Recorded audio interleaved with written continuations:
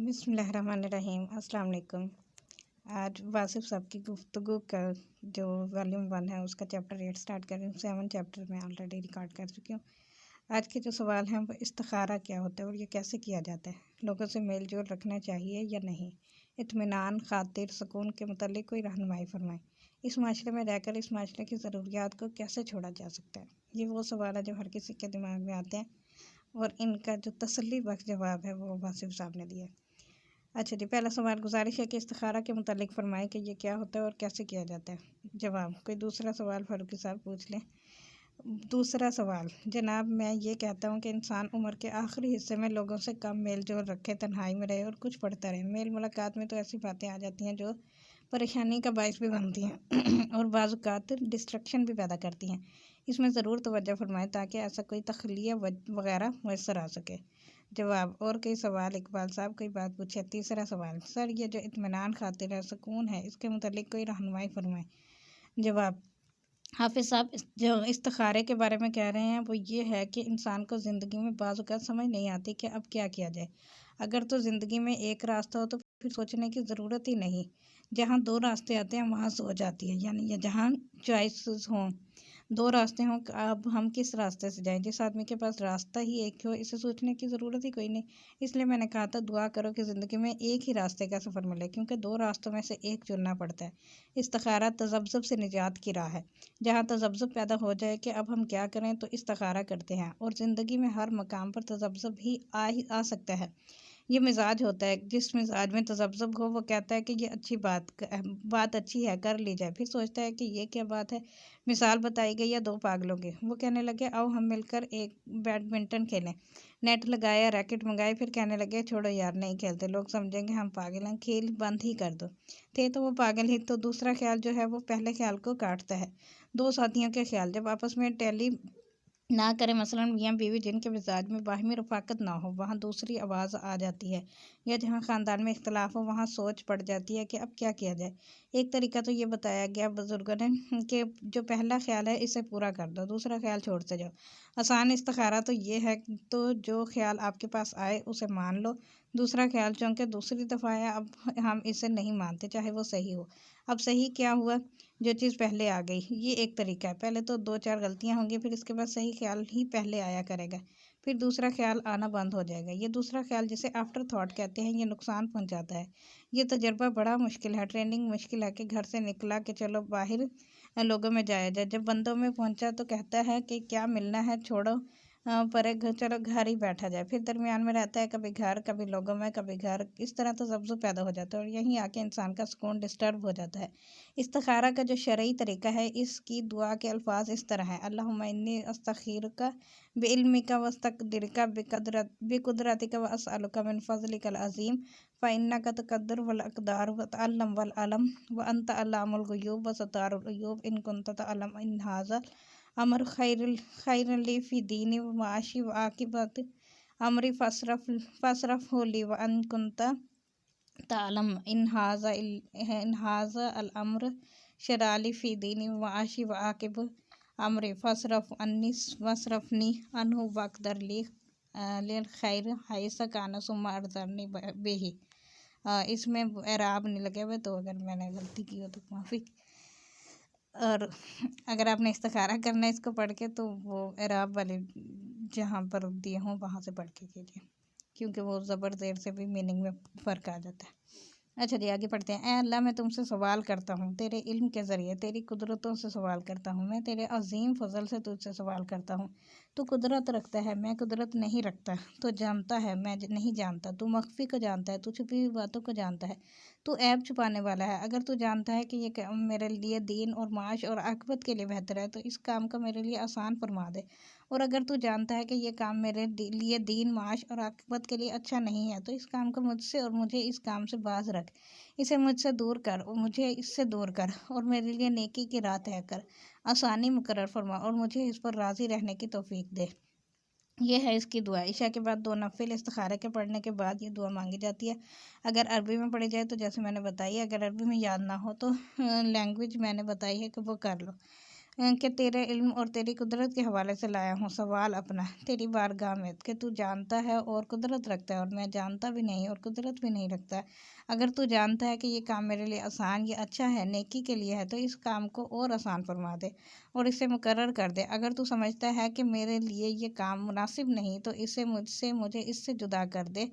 मेरे लिए नेकी की एक राह तय कर, मुकर्रर कर और फिर मुझे इस पर राज़ी रख। ये दुआ करके कहते हैं ये मुसल्ले कि इसी मुसल्ले पर सो जाओ, ख्वाब में इशारा हो जाएगा। एक दिन करो, दूसरे दिन ज़रूर इशारा होगा या कैफियत मुरतब होगी या आवाज़ सुनी जाएगी या ऐसा हादसा हो जाएगा कि दूसरा काम बंद हो जाएगा या ये काम आपसे छिन जाएगा। फिर फैसला बहरहाल हो जाएगा। 3 दिन के अंदर अंदर फैसला हो जाता है। ये है इस्तिखारे का तरीका। एक इसका दूसरा एक और तरीका यह है कि हमने तो कर लिया फैसला, अब तो इसको आसान फरमा। ये कौन लोग हैं जिन्होंने इस्तिखारा नहीं किया, फैसला कर लिया कि ये काम हमने कर लिया जी, अब तो इसको कामयाब कर। एक बुज़ुर्ग थे, इनका विसाल हो गया। उन्होंने ज़िंदगी में बहुत सारे लोगों को खिलाफत अता फरमाई। बुज़ुर्ग बड़े मशहूर थे। जब आपका विसाल हुआ तो एक मरीज़ सिर्फ जनाजे में पहुंच सके। खिलाफत उनकी मुतवक्का थी लेकिन दस्तारबंदी नहीं हुई थी। वहाँ पहुँचे तो पीर साहब को सुपुर्द खाक किया जा रहा था। उन्होंने कहा कि मेरी खिलाफत तो हुई नहीं, लिहाजा तवक्कल तो अल्लाह। इस चारपाई की पायती जो थी वो निकाल के उन्होंने खुद ही अपनी दस्तारबंदी कर दी, खुद ही खिलाफत तय कर ली और फिर अल्लाह ताला ने इनको बड़ी कामयाबी अता फरमाई। और जिस आदमी ने पायती लपेटी अपने सर पर, इनका नाम था ख्वाजा बंदा नवाज गेसुदराज। आप जानते हैं इनको दीन की में कितनी कंट्रीब्यूशन है। और पीर साहब का नाम था महबूब इलाही सुल्तानुल मशाइख हज़रत ख्वाजा निज़ामुद्दीन औलिया। मतलब यह है कि ये वाक़या या तो अपने एतमाद से कर गुजरो कि हमने तवक्कल तो अल्लाह ताला कम कर दिया है, अगर गलत है तब भी ठीक हो जाएगा, या फिर इससे पूछ के चलो। अगर पूछ के चलो तो हमेशा पूछ के चलो, वरना ये होगा कि कभी कभी अल्लाह को तकलीफ़ दी, दरवाज़ा खटखटाया और पूछा भी तो क्या पूछता है, कहता है कि जी चोरी करूँ या डाका डालूँ, ये सोच रहा हूँ, आप ही बता दो। अगर दोनों काम ऐसे ही हैं कि ये किया, तुमने तवक्कल किया और क्या तुमने अल्लाह के बारे में पूछा। अगर नेकी में शुबा हो तो पूछो। दुनियावी मामलात में जो चाहो कर लो, चाहे दुकान बना लो, चाहे होटल बना लो। मेरा मतलब है कि इतनी छोटी छोटी चीज़ें पूछने लग जाते हो। दुकान बनाऊँ कि होटल बनाऊँ, पैसा घर में रखूँ कि बैंक में रखूँ, तो ये कोई पूछने वाली बात नहीं है, ये तो करने वाले काम है, खुद ही कर लिया करो।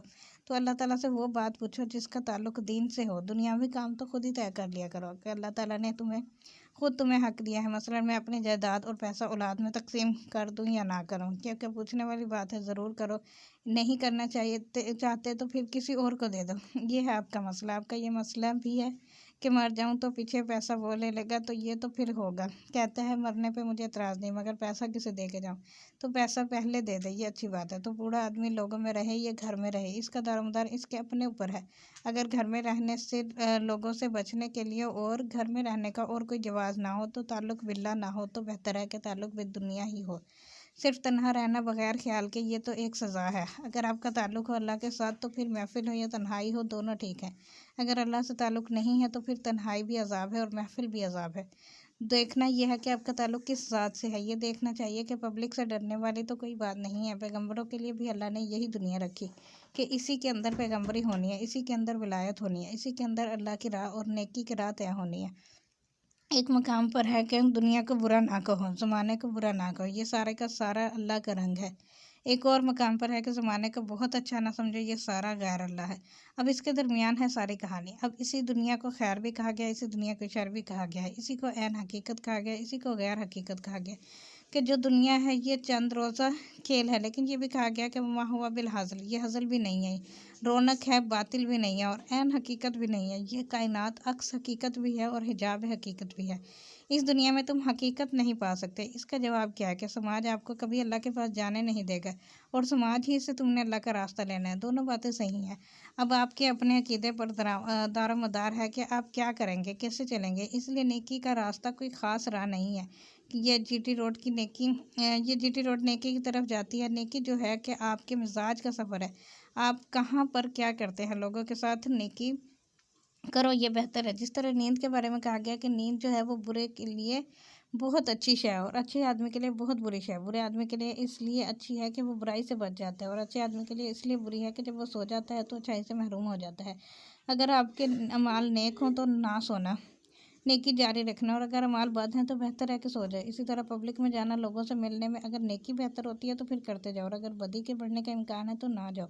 इसका फैसला आपने करना है। समाज ना नेक है ना बद है, ये आपके अपने फ़ैसले का नाम है। बाकी जो है सुकून की खातिर की बात, वो बहुत मुश्किल सवाल है। मतलब ये कि इत्मीनान कैसे हो? पहली बात तो ये है कि इत्मीनान की तलाश इस बात का सबूत है कि ज़िंदगी में बेइत्मीनानी आ गई है। बेइत्मीनानी क्यों आती है? इसके 2 जवाब है। एक तो ये कि अल्लाह के ज़िक्र से इंसान किसी न किसी तौर पर गाफ़िल हो गया।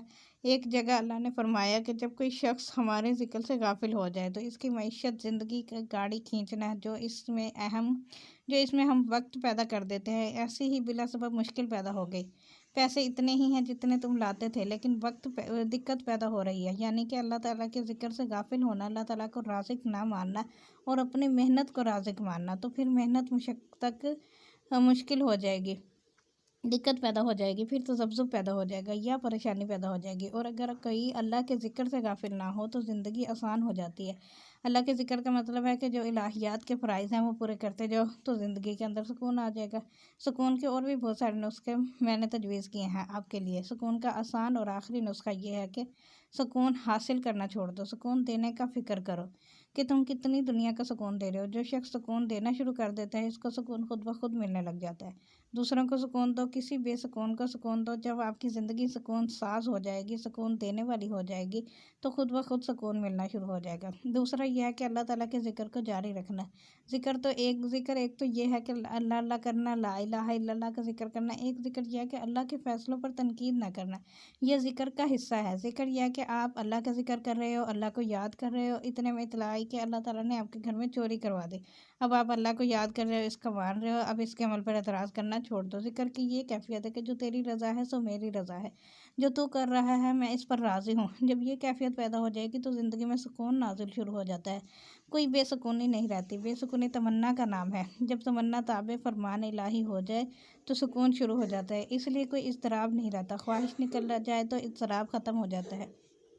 एक और आसान नुस्खा ये है कि कहना मान के चलने वाला सुकून में रहता है। अब इसका अपना अमल ही कोई नहीं है। वो कहना मानता है कि यहाँ बैठ जाओ तो वो बैठ जाता है, यहाँ से उठ जाओ तो वो उठ जाता है। अब सुकून ही सुकून है।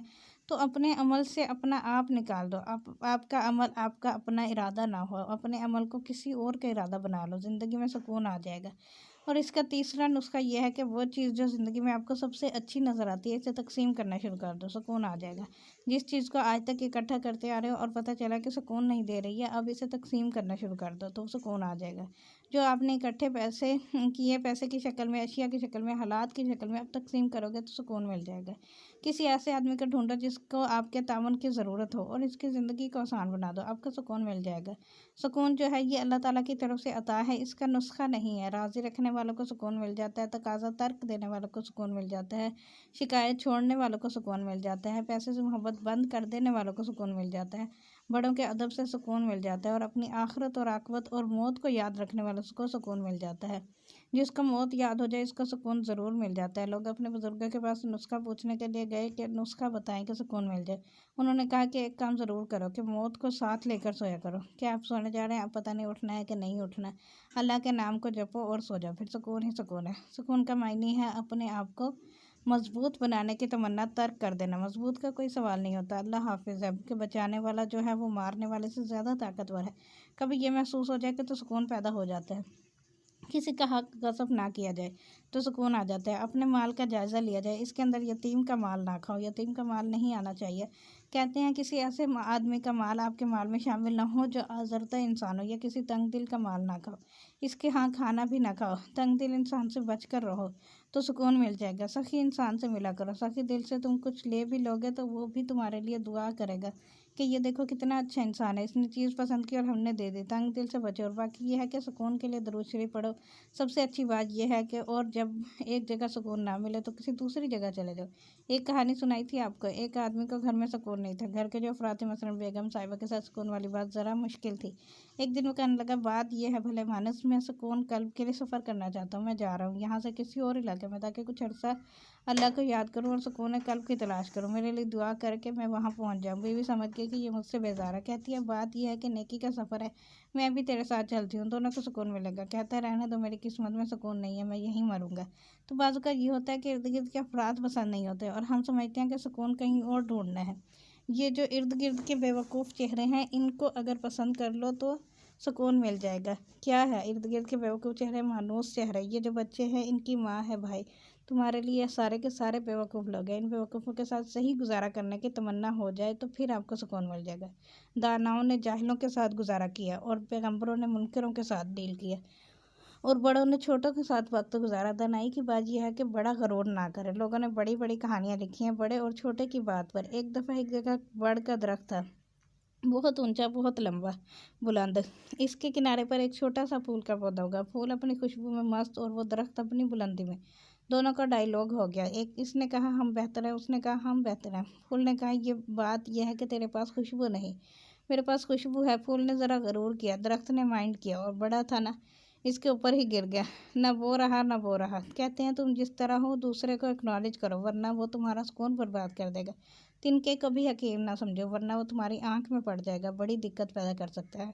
इसलिए ये सारे सुकून के नुस्खे हैं। ये सारा हंगामा जो आपके गिर्द पैदा हुआ है ये सारा सुकून है। इस सारे पर अग्री करो, सब पे एतबार करो, नालायक बच्चों को पसंद करो ताकि आपकी लियाकत ज़ाहिर हो। जो इर्द गिर्द का मोहल्ला है गंदा मोहल्ला, इसको ज़रा अच्छा समझो। दोस्त सारे बेवकूफ़ हैं, इनको दाना समझो। फटाफट ही घर के आके चाय पी जाते हैं। अगर वो चाय पी जाते हैं तो चाय पिलाने की इस्तेदाद को अल्लाह की रहमत समझो। सुकून आपके अलावा जगह का नाम नहीं है, इसी जगह के अंदर खुश होने का नाम है। जो शख्स ये कहता है कि सुकून कल मिलेगा, इसे कभी नहीं मिलेगा। सुकून आज मिलेगा। कब मिलता है? जब ये कहे कि ये जो कुछ मेरे सामने है इस पे राज़ी हूँ।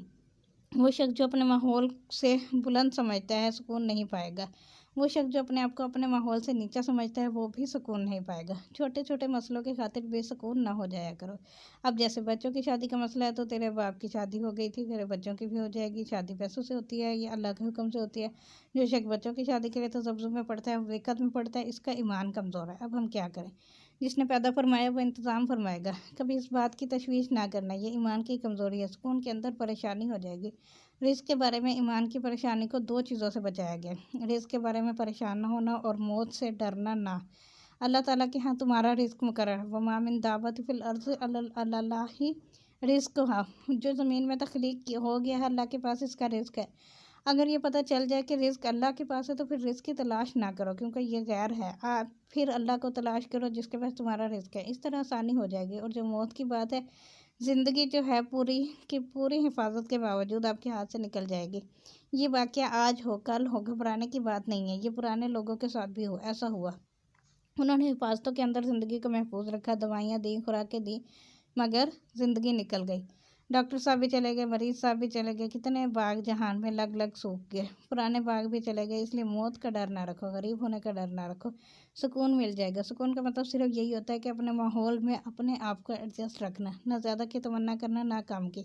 इसलिए बहुत ज़रूरी है कि अपने आप को सुकून में रखो। सुकून कब ख़राब होता है? जब तमन्ना हाल से बढ़ जाए। जब आदमी का खर्च आमदन से 1 रुपया ज़्यादा हो गया तो समझो कि परेशानी शुरू होगी। अगर आप आमदन नहीं बढ़ा सकते तो खर्च कम कर दो तो आसानी हो जाएगी, सुकून पैदा हो जाएगा। सुकून असल में रज़ा का नाम है। ख्वाहिश और हासिल जब दोनों बराबर हो जाते हैं तो सुकून हो जाता है। अपने आप को अल्लाह के ताबे रखो, सुकून मिल जाएगा। किसी को सुकून देने से सुकून मिल जाएगा। किसी न किसी बुज़ुर्ग के कहने पर अगर चलोगे तो सुकून मिल ही जाएगा। तो सुकून के बड़े बड़े नुस्खे हैं। तो सुकून कल्ब जो है ये अल्लाह की रहमत है, खैरात से मिल जाता है, सखावत से मिल जाता है, किसी को माफ़ कर देने से मिल जाता है, किसी से माफ़ी मांगने से मिल जाता है। 2 काम आप ज़रूर करो, हर रोज़ किसी को माफ़ करो, हर रोज़ किसी से माफ़ी मांगने चले जाओ। सुकून ही सुकून है। और जिसको तुमने माफ़ नहीं करना है इसको भी माफ़ कर दो। जिसने आपके घर में चोरी की इसको भी माफ़ कर दो। जो आपने किया है वो भी माफ़ करा लो। सुकून ही सुकून है। यहाँ अपना कुछ है ही नहीं, सिर्फ सुकून ही सुकून है। मैंने आपको पहले बताया था कि इज़राइल एक आदमी के पास गया और कहा सलाम। बंदा अपने पैसे गिन रहा था तो कहता है तू कौन है? कहता है मैं ही तो हूँ इज़राइल, टाइम हो गया चलो। कहता है बात यह है कि मुझे समझ तो आ गई कि तुम साथ ले जाओगे, लेकिन ये सामान तो आगे पहुँचा दो, ये मैं कैसे छोड़ जाऊँ? इज़राइल कहता है ये सामान तो नहीं जा सकता, बात यह है कि तुमने जाना है, सामान ने नहीं जाना। सामान को वक्त से पहले छोड़ दो। सुकून क्या है? तुम्हारे हाथ जो हैं चीज़ों को पकड़ने में मसरूफ़ हैं और चीज़ें यहीं रह जाएंगी। अगर एक बार अगर इन चीज़ों को छोड़ दो, ख्याल छोड़ दो, वाक़यात को भी छोड़ दो, औलाद को भी छोड़ दो, चलते जाओ, ख्वाहिशात को ज़ात छोड़ दो, तो फिर तुम्हें सुकून आ जाए। सुकून इसलिए है जो अपनी ज़ात के लिए ज़्यादा तमन्ना रखे, अल्लाह के फजल की ख्वाहिश हो जाए तो इंसान सुकून में रहेगा। तो सुकून अल्लाह के फजल से। अल्लाह ताला का ज़िक्र ज़रूर किया करो। ज़िक्र जब है बगैर ख्वाहिश के होना चाहिए। जब अल्लाह का ज़िक्र कर रहे हो तो तन्हाई में बैठे हो या महफिल में, फिर ज़िक्र के बाद दुआ ना किया करोगी कि या अल्लाह कुछ पैसे वैसे दे दे। फिर ज़िक्र तुमने क्या किया? तो मोहब्बत को कारोबार ना बनाओ। क्या कहा? मोहब्बत को सिर्फ मोहब्बत की हद तक रखो। अल्लाह ताला अगर कभी मोहब्बत का जवाब दे दे तो तुम फटाफट ही इससे तकाजा करोगे कि ये दे दो वो दे दो। अल्लाह ताला से अल्लाह की रज़ा के अलावा कुछ ना मांगो। इसकी रज़ा, इसके महबूब सल्लल्लाहु अलैहि वसल्लम की मोहब्बत है, अशिया ना मांगो, फिर सुकून ही सुकून है। अल्लाह ताला मेहरबानी फरमाए, सब लोगों के लिए सुकून के लिए सब लोग दुआ करो कि अल्लाह ताला सुकून नाजिल फरमाए। इस ज़माने के हालात ऐसे नहीं हैं कि इस ज़माने में सुकून हो। इस ज़माने में सुकून की आरज़ू लब पे आकर रह गई है अर्ज़ हाल, क्या करे खुर्शीद से ज़रा सवाल। इस ज़माने में सुकून की आरज़ू, इस ज़माने में सुकून मिलना महाल। इस ज़माने में सुकून ज़रा मुश्किल से मिलता है, तो इसी ज़माने में ही सुकून चाहिए। फिर वही पुराना तरीका इख्तियार करना पड़ेगा, ला फिर वही वादा वजाम ऐसा कि सुकून का वही तरीका है जो बुज़ुर्गों ने बताया था। फिर इस किस्म की सादा ज़िंदगी बना लो, इसी तरह एका बना लो, फिर एक दूसरे का एहतराम करना शुरू कर दो, टूटे हुए ख़ानदानों को जोड़ना शुरू कर दो, सुकून आना शुरू हो जाएगा। तुम अपने असल से भागे हो, कोई अपने गांव से भाग के शहर आ गया। हमारे वो चचे मामे अनपढ़ लोग हैं, हम तो बड़े आला लोग हैं, पढ़े लिखे लोग हैं। अगर आप अपने पुराने ताल्लुकात को बहाल कर लो तो फिर सुकून आ जाएगा, सुकून ही सुकून है। पुराने रिश्तों का एहतराम करो, भाई जो है अगर कमज़ोर है तो इसको भाई समझना शुरू कर दो, फिर इंशाअल्लाह ताला ज़रूर सुकून मिल जाएगा। दूसरों का हक दे दो, अपना हक माफ़ कर दो, सुकून मिल जाएगा। और सवाल करो। डॉक्टर साहब बोलो बोलो शाबाश, पूछो सवाल। इस माशरे में रहकर इसकी ज़रूरियात को कैसे छोड़ा जा सकता है? इस माशरे में रहते हुए इसको छोड़ना, आप ज़रा सवाल की वजाहत करो, सवाल को और एलेबरेट करो। एक इंसान रिस्क कमा रहा है दुकान पर, अमलन इसकी कोई ख्वाहिश नहीं है कि रिस्क कमाए। जवाब, ये बात नहीं है। अगर रिस्क कमाने का अमल आप अल्लाह ताला के हुक्म से करो तो फिर आपको एक बात समझ आ जाएगी। एक आदमी मिला, कहने लगा मेरे लिए दुआ की है हमारे बुज़ुर्गों ने, जब से दुआ की है कामयाबी से कारोबार चल रहा है और बहुत आमदन हो रही है। अब जब मकसद हासिल कर रहा है, इससे नफ़ा भाइयों से मिलना है, थोड़ी चीज़ को थोड़ी इन्वेस्टमेंट के साथ ज़्यादा रिटर्न जो है वो इस दुकानदार को हासिल हो रही है। अब ये जितना भी माल आ रहा है ये किसी और के हाथ से आ रहा है। सुकून की बात यह है कि और तजाद यहाँ से निकल जाता है कि आप अपनी इस सीट पर बैठे हुए हैं तो इंसाफ करना शुरू कर दो कि ये हक है, ये हक नहीं है। अब वहीं पर अपने लिए छोटा सा मुहासबा शुरू कर दो तो सुकून हो जाएगा, तजाद नहीं आएगा। इस माशरे में रहकर भी आप इस माशरे की बुराइयों से निजात पा सकते हैं, इसलिए मुलविस ना हो जाओ, इस नाले के अंदर बह ना जाओ, क्योंकि अल्लाह ताला ने आपको ये नहीं कहा कि कभी ऐसा वक्त आए, हालात ऐसे हो जाए और तुम्हारी ज़िंदगी बड़ी मसरूफ़ हो जाए, तुमने वीसीआर भी देखना हो, टेलीविज़न भी देखना है। इस ज़माने में 3 नमाज़ें पढ़ लेना। वो हुक्म जूँ का तू है, पैदाइश जूँ के तू है, मौत अपने टाइम पर जूँ की तू है, बीमारियाँ अपने मकाम पर खड़ी हैं, सेहत अपनी जगह है। बुनियादी सवाल वैसे का वैसा है, इंसान की ज़िंदगी कितनी भी मॉडर्न हो गई है, वो खाता है इसी तरह है, इसकी ज़िंदगी में कोई इनकलाब नहीं आया। इसलिए ये समझना कि आज का माशरा मुख्तलिफ है तो ये कोई मुख्तलिफ माशरा नहीं है। आज का माशरा इस सूरत में मुख्तलिफ होता है कि आज के डेवलप्ड शहर में कब्रिस्तान ना होते। साइंस ने बहुत कुछ कर लिया लेकिन शहर से कब्रिस्तान नहीं निकाल सके। ये अजीब सी बात है कि इतने इंसान हिफाजत करते हैं, डॉक्टर हिफाजत करते हैं, सारे अस्पताल हिफाजत करते हैं, हर तरह से इंसान का ख्याल रखते हैं, फिर इंसान हाथ से निकल जाता है। ये जवाबदेही जो है ये आपको समाज को जवाब दो नहीं है, लेकिन बल्कि आप अल्लाह को जवाब दे हैं। एक बार ये समझ आ जाए कि मैं तुम्हारा जवाब दे नहीं हूँ, अल्लाह का जवाब दे हूँ, फिर ये तजाद नहीं रहेगा। तजाद होता ही कोई नहीं है। रिस्क आप कमा रहे हो औलाद के लिए, अपने काम के लिए, और अगर रिस्क जमा करने के लिए कमा रहे हो तो यहाँ पर ख़तरा है। इसको इस्तेमाल के लिए कमाओ, फिर कोई तजाद नहीं होगा। जितनी आपको ज़रूरत होगी मिलता जाएगा, जितना कमा लिया आप इसको मुनासिब इस्तेमाल करो ताकि अल्लाह ताला आप पर फजल करे। इस ज़माने में भी वही ज़माना चल रहा है जो पहला ज़माना मुकर्रर था। जिस दीन ने आप पर वाज़ेह फरमाया है, इसका दीन आज भी वैसे का वैसा चल रहा है। कुरान की कंडेंस्ड फॉर्म नहीं आई। अभी तक लोग कहते हैं कि होना ये चाहिए था कि खुलासा होता कि बड़ी किताब थी, अब हमने इसमें से मुश्किल चीज़ें निकाल दी हैं, आज के बाद ये कुरान होना चाहिए। ये नहीं हुआ। कोई कहे डाइजेस्ट होना चाहिए, कोई नहीं आया। कुरान वैसा का वैसा ही है, नमाज़ें वैसे की वैसे ही हैं, हज वैसे का वैसा है। तो दीन के हवाले से बुनियादी अकायद वही है, वाक़यात वही हैं। दीन के हवाले से ज़िंदगी डेवलप नहीं हुई। ज़िंदगी वही है कि वही है, बल्कि आज की ज़िंदगी दीन के हवाले से महरूम हो गई है। हकीकत यह है कि इसमें तज़ाद कोई नहीं है। तज़ाद इसमें तब होगा जब साइंस और मज़हब का मुकाबला करोगे, फिर बड़ा तज़ाद पैदा होगा। साइंस और मज़हब में क्या फ़र्क है?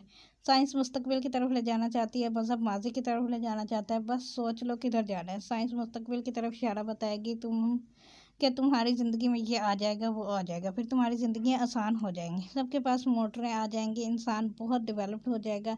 मज़हब कहता है कि तुम्हें पुरानी बारगाहों में ले चलें, तुम्हें इन मकामात तक ले चलें, वहाँ अल्लाह और अल्लाह के फरिश्ते दरूद भेजते हैं, तो इस मकाम की तरफ चलो। मज़हब हमेशा माजी की तरफ चलता है, माजी की आसान ज़िंदगी की तरफ चलता है। और साइंस जो है मुस्तकबिल के कॉम्प्लिकेशन की तरफ ले जाती है। आज के इंसान दरमियान में खड़ा है कि मैं किसकी लाज निभाऊं। इसका हल ये है कि साइंस से आसानी हासिल करते जाओ और मज़हब से रजू करते जाओ। तो मज़हब क्या है? माजी की तरफ देखना। माजी आपका कब शुरू होता है? साल हिजरी की इब्तिदा से। ये आपका माजी है। आपका माजी, मज़हब का माजी जो है, ये हजूर सल्लल्लाहु अलैहि वसल्लम की तशरीफ़ आवरी से शुरू हो गया। अब ये फ़ासला जो 1400 साल का है, इसको तय करना मज़हब है। इधर रजू करना है और अल्लाह ताला के करीब होना है, ये कुल मज़हब है।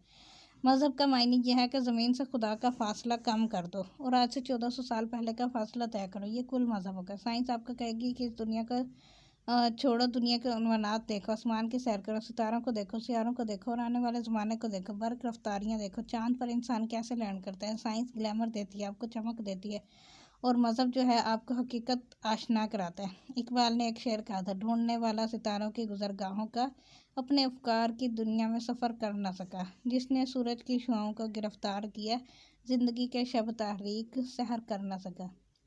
सूरज की शुआओं को गिरफ्तार करना और बात है, ज़िंदगी की शब तारीख को सहर करना और चीज़ है। बुलंदी पर जाओ तो ये याद रखना कि अपने मियानी साहब में है आखिरी स्टेशन प्लेटफॉर्म नंबर 4, इससे आगे आपने नहीं जाना, जितना मर्जी भागो। मैंने आपको एक कहानी सुनाई थी, एक आदमी के घर चोरी हो गई, चोर मिलता नहीं था, वो आदमी सियाना था, मियानी साहब के कब्रिस्तान जाकर बैठ गया। कहता है आएगा तो आखिर यहीं पर। बात तो ये है कि आखिर जाना वहाँ है, इसलिए कोई झगड़ा नहीं है, ये मुकाबला होता है कि वो आगे निकल जाएगा, मैं पीछे रह जाऊंगा। असल में ये मुकाबले वगैरह नहीं होता, सारे यहीं रहते हैं और फिर सारे यहाँ से निकल जाते हैं। ज़्यादा से ज़्यादा 50 साल और का खेल है।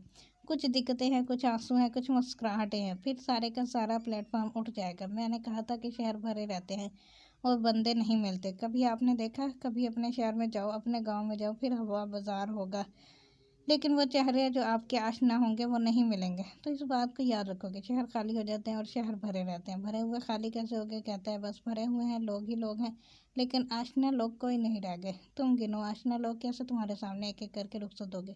जब आशना ख़त्म हो गए तो भरे बाजार को हम क्या करें। इसलिए ये कहते हैं शहर में वीरानी बड़ी है। शहर में लोग बड़े हैं पर वीरानी भी बड़ी है। भीड़ ही भीड़ है और शहर खाली है। तो वो चेहरा, वो सूरतें जो आपकी आशना थी, एक एक करके रुखसत हो गई। अब चेहरे हैं लेकिन सूरत कोई नहीं रह गई। इसलिए बेहतर यही है कि आप इस बात को समझो, तो फिर इसमें तज़ाद कोई नहीं आएगा। आप तो इस बात को देखो, मेला देखो। मेला देखना है तो इसमें दुकान नहीं बना लेनी। मेला है बस जाके देखो कि बंदे हैं और बंदा कोई नहीं मिलता। बंदे मौजूद हैं और अपना बंदा कोई नहीं मिलता। शहर भरे हुए हैं और शहर खाली। बहुत ज़्यादा तकलीफ़ ना करो कि हमने ये करना है और हमने वो करना है। कहाँ पूरा हो सकता है इंसान। इबादत में ज़्यादा दिक्कत की बात नहीं है, नीयत साफ़ कर लो। सिर्फ नीयत साफ़ कर लो और साफ़ नीयत के बाद जो इबादत है वो अल्लाह ताला बहुत मंजूर फरमाता है। नीयत का मायने यह है कि किसी को तकलीफ़ ना दो और अपने आप को अल्लाह ताला के हजूर पेश कर दो कि मैं लौट आया दुनिया के वीरानों से आपके हजूर सुकून पाने के लिए। फिर जिसको अल्लाह की याद मिल गई, इसको सुकून ही सुकून है। फिर मैं याद कराता हूँ, दूसरे की खामी तुम्हारी खूबी नहीं होती। दूसरे की खामियाँ नोट करना बंद कर दो। वो गधा है तो इसे गधा रहने दो, वो कौन है इसको कौन रहने दो। तुम देखो कि तुम घोड़े हो कि नहीं हो, तो खामियाँ नोट करना छोड़ दो, अपनी खूबी दरियाफ्त करो। और अगर तुम अल्लाह की राह पे चलना चाहो तो ज़्यादा किसी चीज़ की ज़रूरत नहीं है, इसलिए सिर्फ रास्ता दरियाफ्त करना चाहिए। अल्लाह तो मौजूद है। हुस्न नीयत से चलने वाले के लिए अल्लाह इंतज़ाम फरमा देता है। नीयत अच्छी है तो कहीं ना कहीं से कोई ना कोई आदमी आपकी रहनुमाई कर देगा, वगरना झूठा मुरीद जो है वो हर बार पीर को झूठा कह के गायब हो जाता है। इसलिए आप अपना सदाकत का सफ़र करो और सादिक होकर सफ़र करो। आपका अपना सफ़र है, अपना अल्लाह है, अपनी दुनिया है, मौजे करो। अल्लाह अगर अपना है तो अब क्या मुश्किल है। आपका अपना अल्लाह है, नीयत साफ़ है तो तुम्हें कौन पीर रोक सकता है। जिस आदमी की नीयत साफ़ है और अल्लाह के लिए नीयत साफ़ है तो इसको कोई रुकावट नहीं आ सकती। जिसकी नीयत अल्लाह के साथ भी साफ़ नहीं है, इसका कोई पीर साथ नहीं दे सकता। किसी ने दुआ के लिए पीर साहब से कहा, पीर साहब ने कहा कि तुम्हारे लिए दुआ की थी, अल्लाह ने कहा देखो इसकी तो मेरे साथ लड़ाई है, तुम ना सुलह करो तो पीर क्या सुलह कराए। तो बात यह है कि आप खुद ही अल्लाह ताला को अप्रोच करो और ख़ुद ही अल्लाह ताला से माफ़ी मांगो और ख़ुद ही अपना हिसाब तय करो, तब पीर की दुआ भी काम आएगी। बस दुआ देने वाला कोई ना कोई पैदा हो जाएगा। पहले आप अपने आप में ताकत पैदा कर लो। रास्ता साफ़ है, बिल्कुल साफ़ है। अल्लाह का रास्ता साफ़ नहीं है तो फिर क्या है दुनिया में। इस रास्ते में कहाँ उलझन है, जितना अल्लाह ने बताया इतना सही है। अल्लाह ताला कहता है कि जिस वक्त बंदे की जान ख़त्म होती है तो तुम्हें नहीं पता इस वक्त ये मुझसे क्या बात करता है। जब इसकी जान हलकों में होती है, हलक में होती है, तो फिर मेरी तरफ बड़ा रजू करता है, मगर इस वक्त देर हो चुकी होती है। तो इस वक्त से पहले रजू कर लिया जाए, क्योंकि जब जान हलक में होती है तो इस वक्त क्या रजू करना है। जिस तरह कश्ती डूबने लग जाती है तो फिर रजू अल्लाह करते हैं, और कश्ती पर किनारे पे लग जाए तो फिर अल्लाह को याद करो ना करो। ज़िंदगी के अंदर जब जवानियाँ महफूज हों, जब आपकी ज़िंदगी कारोबार में मसरूफ़ हो, तो इस वक्त अल्लाह को याद करो। ये वक्त है अल्लाह का, बस अल्लाह के साथ सुलह करो। सुबह के वक्त आशियाने से परिंदे निकलते हैं, खाली जेब निकलते हैं और भरा हुआ पेट वापस आता है। ये अल्लाह के काम है। और सारी रात अगर तूफ़ान चले, घोंसले उड़ जाते हैं, आशियाने बर्बाद हो जाते हैं, और परिंदे सुबह के वक्त फिर कहते हैं सुबहान तेरी कुदरत, तस्बीह बयान कर लेते हैं, राज़ी होते हैं। अल्लाह ताला पर राज़ी हो जाए। इसने तुम्हारे लिए इंतज़ाम कर रखा है, इसने आँखों को बिनाई दी है और इनके लिए जलवों का रिज़्क मुकर्रर कर रखा है। वो कहते हैं ना कि जलवे तेरी निगाह में कोनो मकान के हैं, तो कोनो मकान के जलवे देखो, आपके मुंह में जायका रखा है और खाने के इंतज़ाम हो गया। देखो तो सही, ये क्या क्या हो गया, क्या खेल है ये। अल्लाह ताला का शुक्र अदा करो इसके, इसने तुम्हें इंसान बनाया। वो जो छिपकलियाँ बनाते हैं और जानवर बनाता है, तुम्हें इसने इंसान बनाया, इसका शुक्र अदा करो। फिर इसने तुम्हें मुसलमान बनाया, शुक्र अदा करो।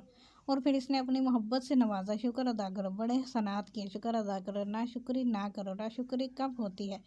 जब अल्लाह के किए हुए एहसान से गलत फ़ायदा उठाया। अल्लाह ने जहन दिया है, जहन ने इसने बुराई में लगा दिया। अल्लाह ने मर्तबा दिया, मर्तबा इसने नाइंसाफ़ी में लगा दिया।